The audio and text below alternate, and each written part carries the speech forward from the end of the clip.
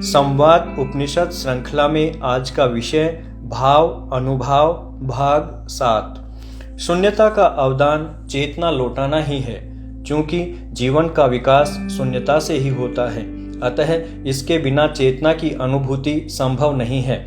हम जिसे अभाव या शून्यता मानते हैं वह चेतना की नहीं होती, जड़ता की होती है, स्थूलता की होती है। वाणी को शून्यता में ले जाकर इस बात को आसानी से समझा जा सकता है। मुंह से निकले हुए शब्द स्थूल वाणी है। मुंह बंद करके कुछ देर बैठिए, तब विचारों की उथल पुथल दिखाई देने लगेगी। बोलते समय यह उथल पुथल नजर नहीं आती। अब इतना धीरे बोलिए कि केवल आप ही शब्दों को सुन सकें। अब मुंह बंद करके एक ही शब्द का मन में उच्चारण करिए, मंत्र जाप की तरह। अब तक जो ध्वनि बाहर निकलती जान पड़ती थी, अब बाहर नहीं जा रही। अब इसके उच्चारण का स्थान भी बदल गया। आप अपनी इच्छा शक्ति से ध्वनि को शरीर के किसी भी केंद्र पर ले जा सकते हैं। आपको लगेगा कि ध्वनि उसी केंद्र से उठ रही है, जबकि वाणी की शून्यता उपलब्ध है। वाणी भी है, पर सूक्ष्म स्तर पर। एक स्तर की शून्यता किस प्रकार दूसरे स्तर का मार्ग प्रशस्त करती है, इसका पूर्ण अनुभव आपको हो जाएगा। शून्यता के अभाव में यह संभव कहाँ होता है। शून्यता में गति संकल्प के सहारे होती है। मन में किसी के प्रति प्रेम अथवा घृणा का भाव आता है, वह संकल्प ही है। व्यक्ति मौन और शांत रहकर भीतर के बड़े विश्व का अनुभव कर सकता है, किंतु जब तक भीतर विश्व है तब तक शून्यता नहीं है। शून्यता ही जीवन का परम लक्ष्य है। शून्यता को ही पूर्णमदः पूर्णमिदं का पर्याय कहा गया है। शून्यता मृत्यु को भी कहते हैं। अमृत और मृत्यु सदा साथ साथ रहते हैं। जीवन शून्यता से निकलता है, वही जीवन की पूर्णता भी है। शून्यता का अभाव ही कामनाओं का साम्राज्य है। मन का कामना शून्य हो जाना, मन को हो जाना ही शून्यता है। कामना का आधार भी अहंकार है। व्यक्ति इसके बिना रह भी नहीं सकता। इसे छोड़ते ही मैं भी समाप्त हो जाता है। ऐसी रिक्तता को व्यक्ति सहन नहीं कर पाता। मन जैसे जैसे बाहरी विषयों से लौटता है, तब अनेक कामनाओं को पीछे छोड़ता जाता है। फिर भी मन स्मृतियों में चला जाता है। अतीत में रहने की उसकी आदत भी है। मन को जीवित रहने के लिए कोई न कोई आलंबन चाहिए। जब मन बाहर से छूट जाए तो वहीं ठहर कर देखा जा सकता है कि यदि भीतर में आगे नहीं बढ़े तो क्या होगा। भीतर गए तो मन वहां चिपक जाएगा, विषय बदल जाएंगे, किंतु शून्यता नहीं आएगी। भीतर का संसार, भीतर की कामनाएं, मन तो फिर भी नहीं हो सकते। इसके लिए नकारात्मक और सकारात्मक दोनों ही भावों को छोड़ना पड़ेगा। दोनों ही कामना के कारक हैं। शून्यता को घटिता नहीं होने देंगे। शून्यता का अर्थ दोनों का ही अभाव है। यही शून्यता जीवन को पूर्णता देती है। बिना रोए तो माँ भी दूध नहीं पिलाती। हमारा दर्शन भी कहता है, बिना रोए तो प्रभु भी नहीं मिलते। उनको पाने के लिए तो इतना रोना पड़ता है कि वे पिघल जाएं। भक्ति का आह्लाद तो हर्ष का उत्कर्ष है। यह भी रुदन की चरम स्थिति का स्वरूप है। पंडित गोपीनाथ कविराज ने अपने साहित्य में अनेक स्थान पर रुदन की चर्चा की है और उसका महत्व बताया है। प्रकृत पूर्णत्व वही है जहाँ रोदन है, जहाँ तुम भीतर रो रहे हो, पूर्ण के भीतर जाकर रो रहे हो। वहाँ बड़े से बड़ा आदमी भी छोटा हो जाता है।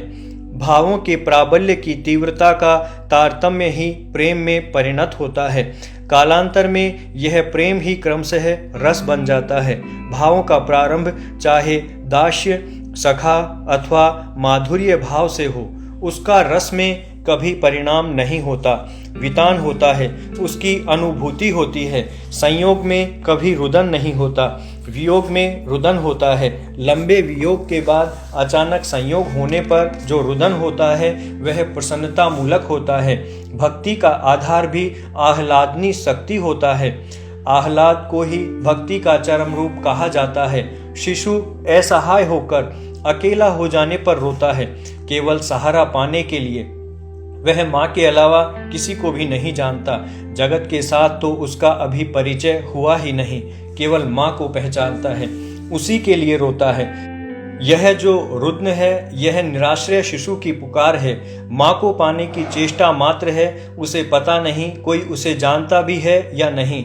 इसी साधना क्रम में बच्चे के सामने अनेक विकल्प आते हैं। वह किसी को नहीं पहचानता, रोता रहता है। कोई लालच उसे मुग्ध नहीं कर पाता। बिना माँ के मातृहीन को तृप्ति कहाँ, रोना बंद नहीं होता। भाव साधन से ही भावों का परिपाक होता है। शिशु जब प्राणपण से रोता है तब उस दर्द को एकमात्र माँ समझती है। कहती है, जरा और रोने दो, परिपुष्ट होने दो। अव्यक्त महक प्रस्फुटित होने पर ही व्यक्त हो सकती है। बार बार आवर्तन करते रहने पर भाव परिपक्व होता है।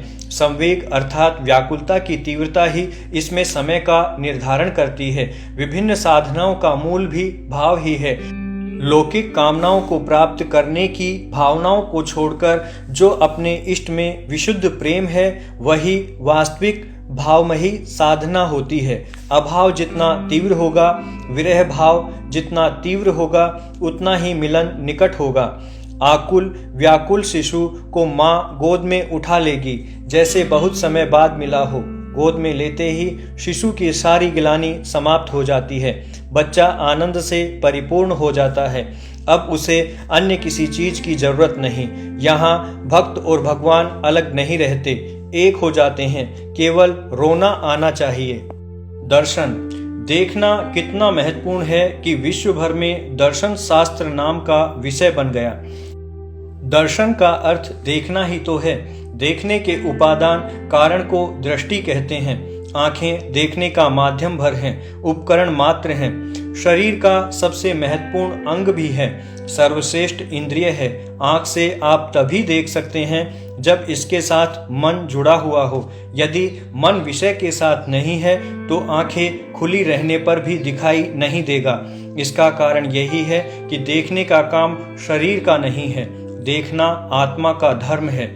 यह कर्ता कुछ नहीं है, साक्षी मात्र है। संस्कृत में देखने को पश्य कहते हैं। ध्वनि के चार धरातल में परा, पश्यंती, मध्यमा और वैखरी होते हैं। इसमें मध्यमा और वैखरी में शब्द और ध्वनि होते हैं।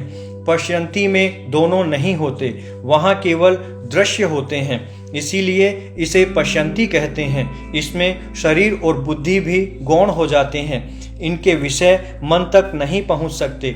पश्यंती के दृश्य तुरंत घटित भी होते हैं। दर्शन का यह सर्वश्रेष्ठ स्तर है। इसके लिए सत्व गुण ही प्राथमिक लक्षण है। सत्वम लघु प्रकाशम कहते हैं। राजस और तामसी भाव चूंकि मन को चंचल बनाए रखते हैं, अतः यह साधना में बाधक बनते हैं। आंखें देखने का उपकरण है, मन ही देखता है और भाव देखने की दिशा तय करते हैं। भाव व्यक्ति की प्रकृति पर निर्भर करते हैं। एक ही विषय को अलग अलग भावों से देखने पर अलग अलग अर्थ निकल सकते हैं।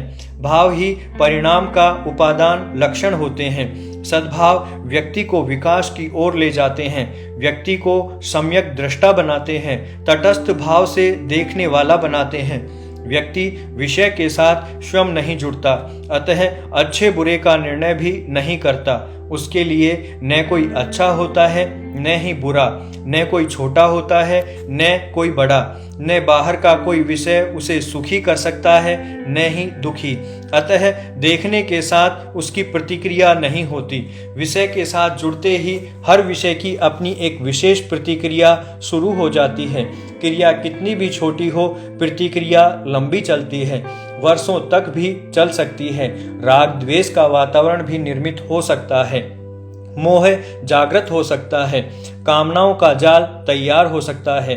मन इतना चंचल हो जाएगा कि उसे स्थिर कर पाना कठिन होगा। देखने का उद्देश्य है सत्य को पकड़ना। यह अत्यंत कठिन कार्य है। प्रकृति नित्य परिवर्तनशील है। व्यक्ति हर क्षण बदल जाता है। शरीर, मन, बुद्धि सभी कुछ हर क्षण बदलते जाते हैं। अभी एक व्यक्ति को देखा, अनुभव किया, शाम को उसी अनुभव के आधार पर उससे व्यवहार करें तो हमारा निर्णय गलत साबित होगा। तब तक तो वह भी बदल चुका होता है और हम भी। अतः हम सत्य को आसानी से पकड़ नहीं सकते।